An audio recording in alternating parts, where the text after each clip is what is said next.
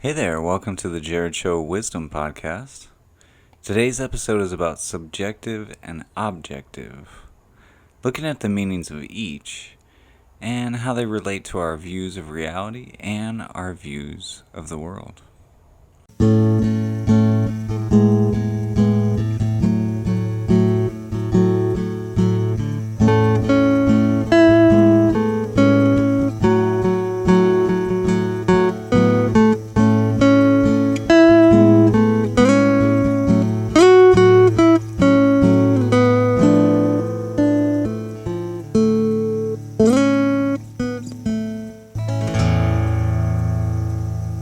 Welcome and thanks for joining me in another Versus episode.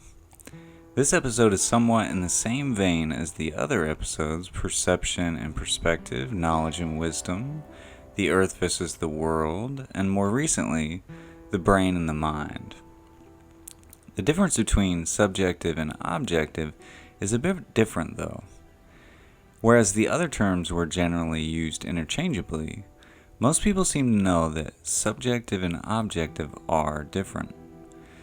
Some don't really know the difference and tend to use the words out of context. What we aim to do in this episode is to allow for context and delve into the big ideas of subjective and objective reality. In the first part, we'll get a good definition of subjective. In part 2, we'll look at its counterpart, objective, its definition, and just like in part 1, we'll get a bit deeper into what the definition means. In the last part, we'll see how the two differ and begin to get a sense of what this difference means in each of our lives. As we take a little break, I want you to think about this. Does the world revolve around you? Ponder on that question for a while, and we'll be back.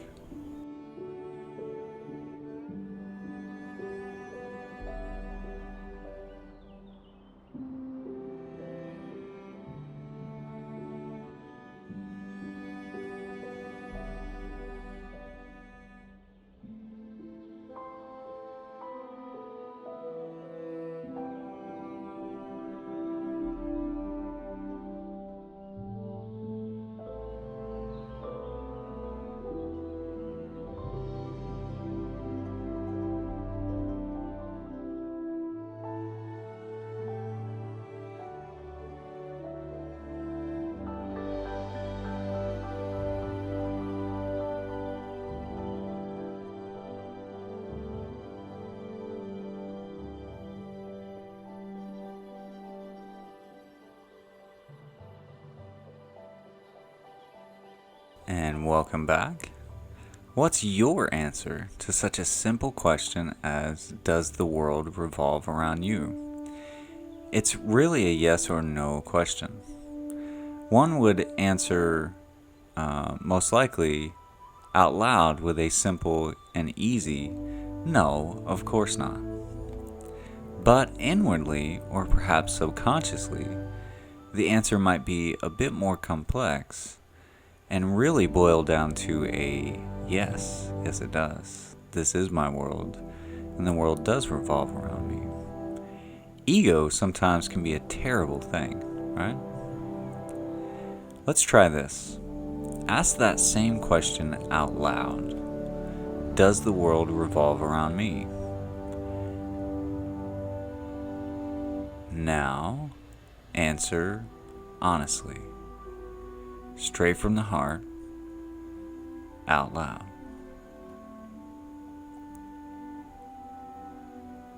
Such a deep question with such a seemingly simple answer, that is subjective. Before we get too deep, let's get a working definition for this term subjective from our good old Google and Oxford languages. Subjective. It is an adjective, and the first working definition is the one we're going to go with, and it is based on or influenced by personal feelings, tastes, or opinions. An example of this would be, his views are highly subjective. We see here that subjective is a personal viewpoint. based on our own feelings, tastes, or opinions. So you could say subjective is basically a personal bias or a personal opinion. Alright? Let's go deep in on this one. Okay? If subjective is a personal viewpoint that comes from your own feelings, tastes, or opinions, then from each person's perspective, the world actually does revolve around them. Whoa. Wait a second. Let's look at that statement one more time. Let's look at it like this.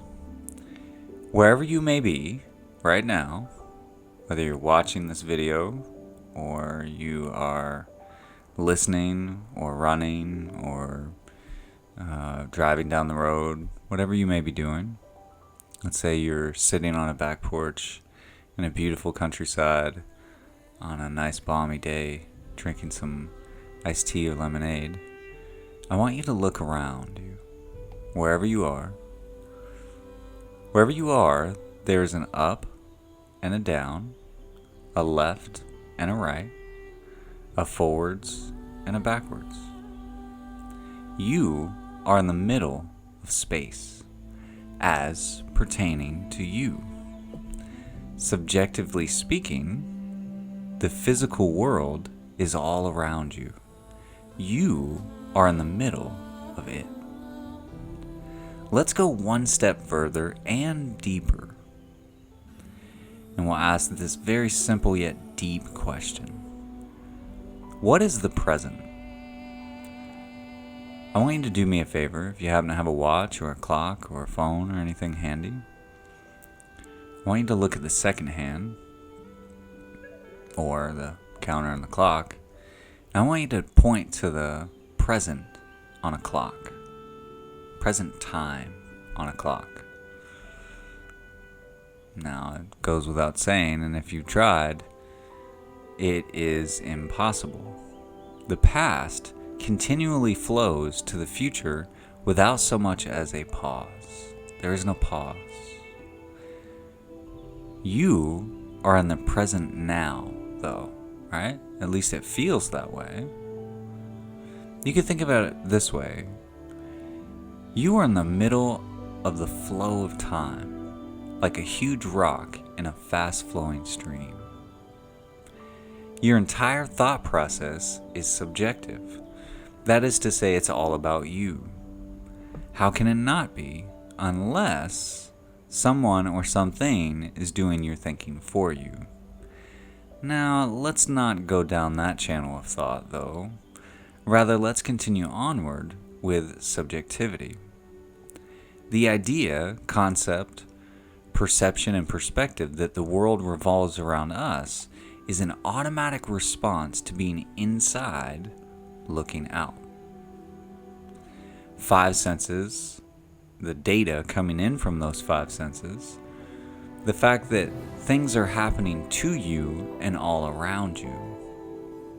A lot of people, like gurus, philosophers, a lot of religions or philosophies, speak about the ego. It's actually very simple. To get out of the state of ego, or subjectivity, really, get out of the state of being subject or inward. A lot of people call this being in the zone. In upcoming episodes, we are going to get into some comparative religion studies and existential questions. For now, we'll move on to subjective's counterpart, objective. Before we take a break, I'd like to ask, do you feel you are capable of honestly evaluating your own performance at any given time?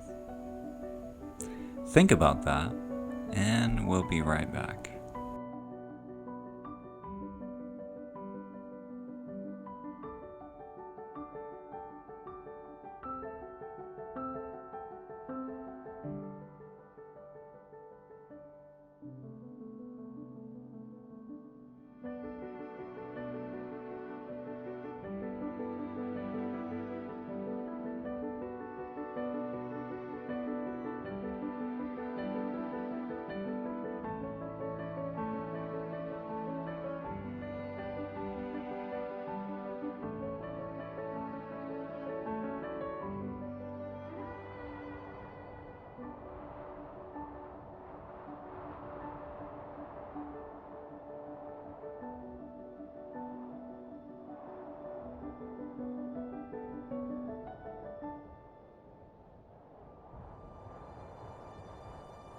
Welcome back to the Jared Show Wisdom Podcast, the best podcast in the world. Perhaps I overstated things there just a bit. I mean, this is only the 8th show, and we're just getting started, I feel like. Plus, a certain level of humility is key to life. Actually, my favorite quote about humility comes from the Bible. Specifically the book of Numbers, chapter 12, verse 3. And it says, "Now Moses was a very humble man, more humble than anyone else on the face of the earth." And do you know who wrote the book of Numbers? Well, that would be Moses. Now, I don't mean to make fun of the Bible. I just always found that particular scripture quite amusing. And there is a reason that was written. Perhaps I'll go into that at some other point, not right now, but it is amusing looking at it on a surface level, right? Supposedly the most humble man in the world wrote that he was the most humble man in the world. So does that make him humble? Or is he just telling the truth? And it goes with the question that was asked before the break.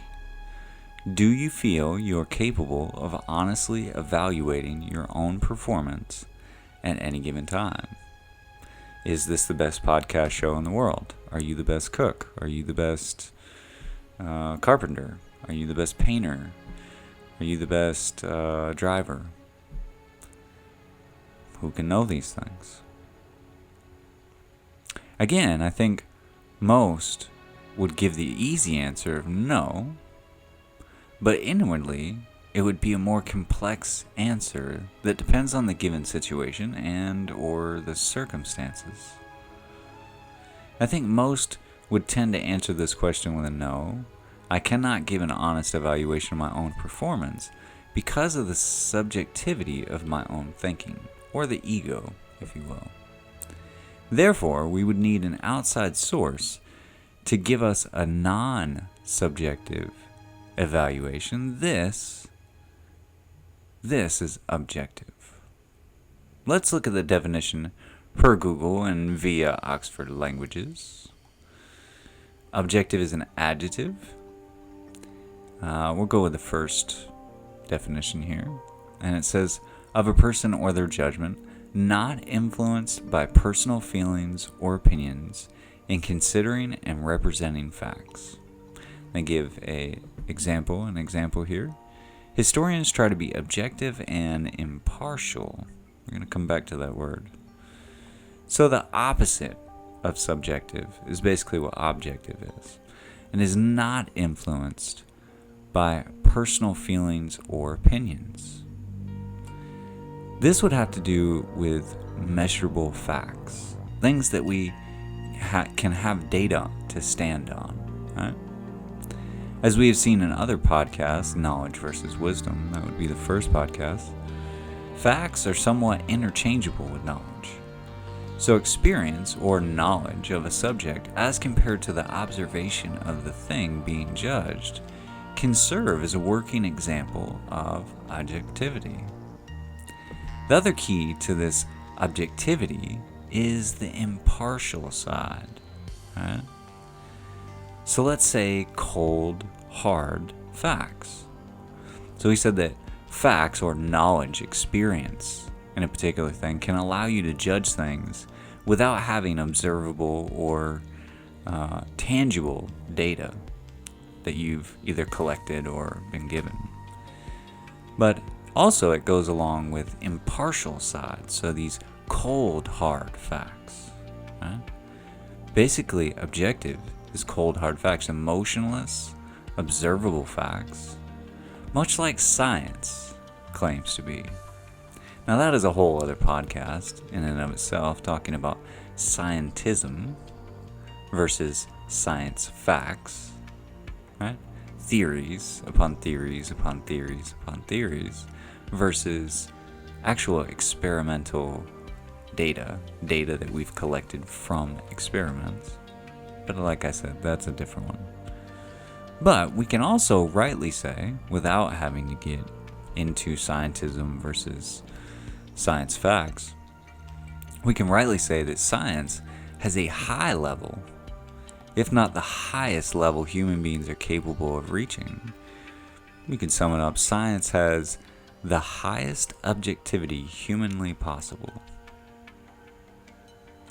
Before we take a break, here's an existential question philosophers have pondered for years, centuries, millennia even. Perhaps you've heard the first part of this, but not the entire thing. If a tree falls in the forest and no one is there to hear it, does it make a sound? Try to answer that age-old question, and we'll be back.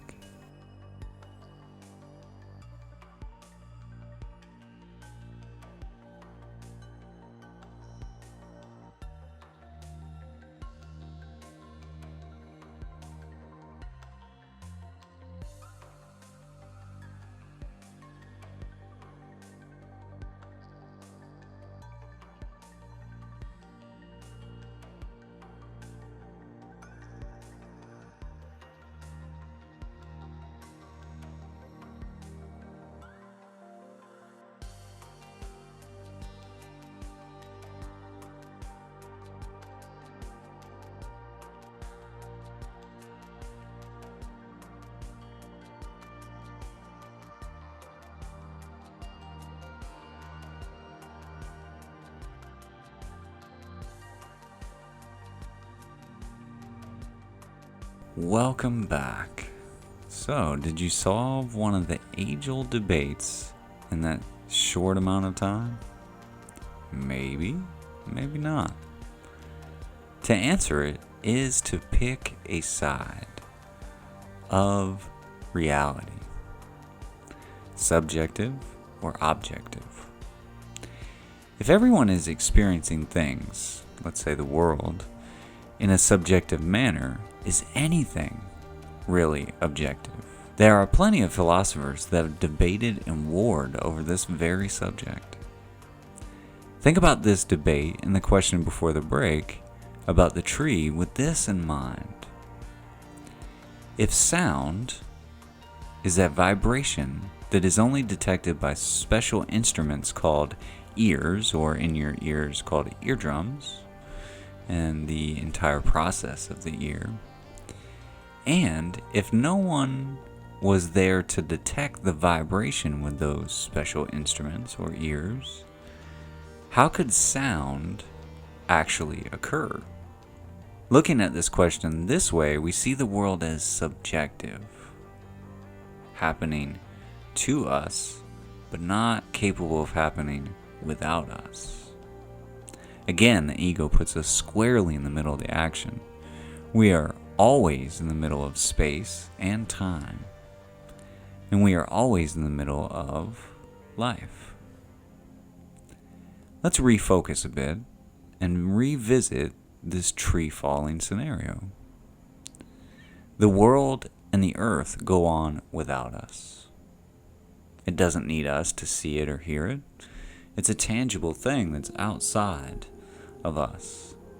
It was here before us, and it'll be here long after us. At least that's what we tell ourselves, and that's what we're told.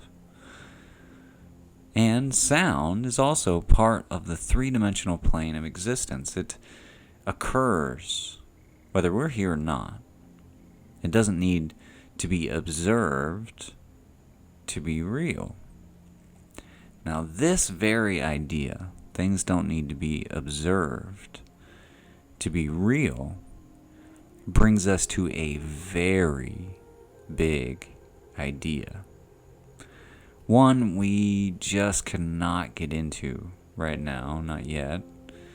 The idea comes from wading into the quantum world of understanding, and we really aren't there yet. I'd like to go a little bit deeper into some of the basics that we're trying to get into under our belt right now, before we wade into interesting experiments. The quantum world is not necessarily just theory. That's what's interesting about the quantum world and quantum entanglement, quantum physics, superposition, these kind of ideas. They are measurable facts, actually. And right now, we're still getting the basics, what we usually have been taught, what we usually, I think, just automatically think and believe. And rightly so. Some of the things that we've already talked about with perception and perspective, the world versus the earth, and the mind versus the brain, these ideas allow us to really pinpoint some things as we go along here. So let's get back to subjective and objective. So I think what we boiled things down to is subjectivity is based on personal feelings and opinions. Objectivity is based on Objectivity is based on impartial, observable, measurable facts. Having gone over these definitions, let's answer these 3 questions posed before each break time. We'll start with the first one. Does the world revolve around us? That is an easy answer, and no is that easy answer, but here's the reason for that answer. Each person experiences the world subjectively, and therefore they are in the middle of the action. But the world itself doesn't cater to our every whim and bow down to each of us. Though we are subject to the world and we see the world all around us and everything's happening to us, it doesn't mean that the world does what we want it to do. And without getting too deep into the idea of control and how much you have, how much you don't have, and giving up what little you may think you have, recognize this, that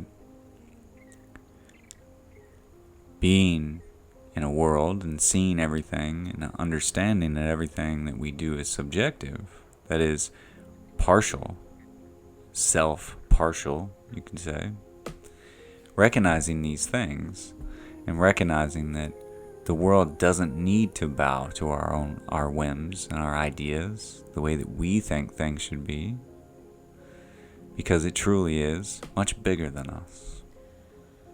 So does the world revolve around us? No, but it is all around us. Moving on to the next one, the second one. Is anyone capable of impartially evaluating themselves? Yes, but it isn't easy.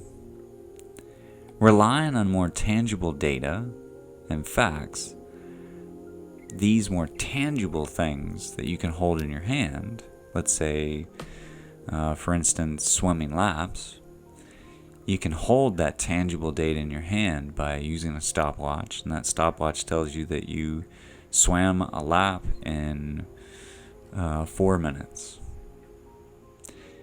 Relying much more on these tangible facts, more than experience and knowledge in something,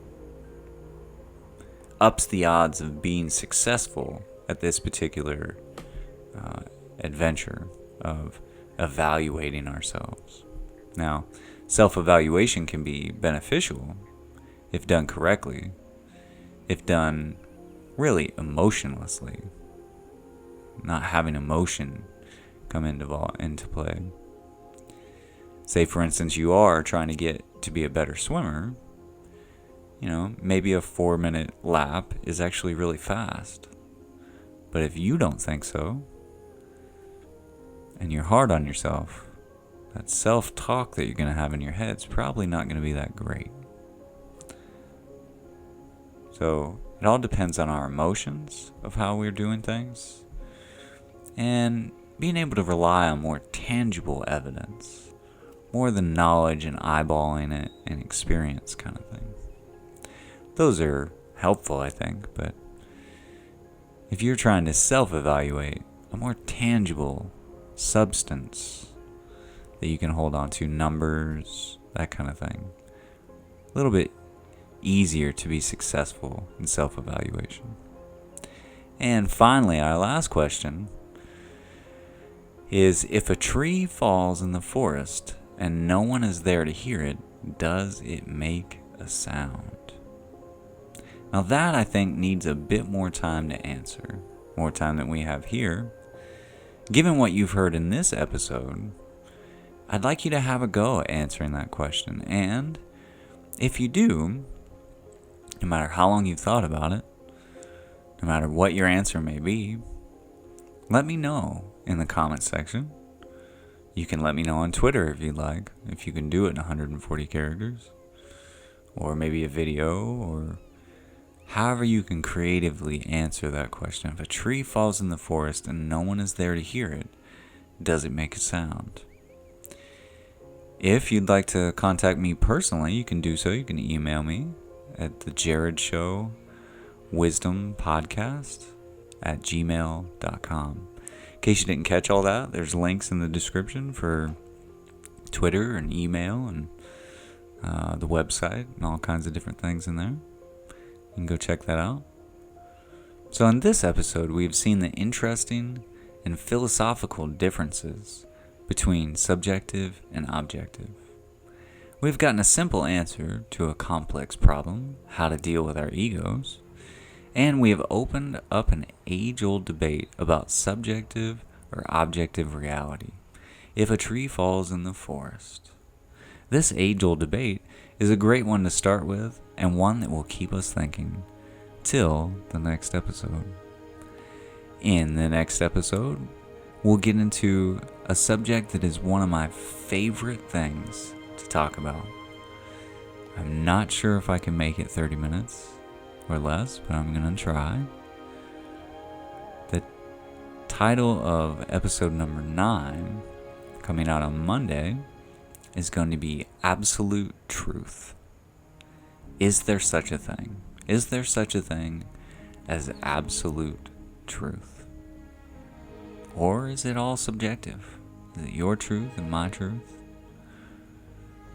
Stay tuned for the next episode on Monday at 10 p.m. Eastern, 7 p.m. Pacific. I hope you've enjoyed this episode. I hope you join me for the next one and many more. Thank you for listening and or watching, if you're watching on YouTube. Hello, hello. And as always, and in all ways, may God bless you. Thank you.